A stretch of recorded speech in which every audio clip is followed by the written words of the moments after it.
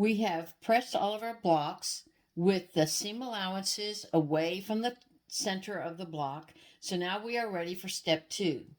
Using the same fabric, we're going to do the same thing that we did the first time. The only difference is that now we have to follow another rule.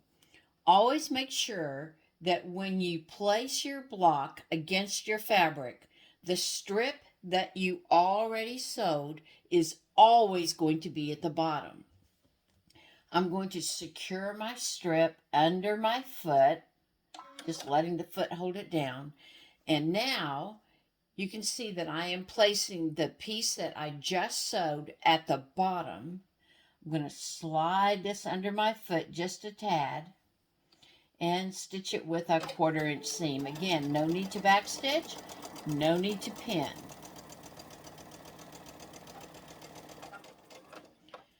Then you pick up the next one. Again, the piece that you last did always goes to the bottom.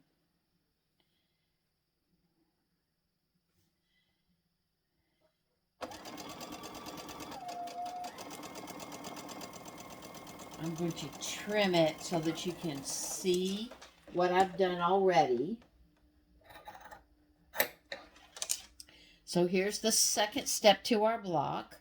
We're going to clip between each of the blocks. We're going to clip off that excess fabric, take it over to the ironing board, and press it with the seam going up away from the center. So once it's pressed, this is the first fabric completely attached to our block.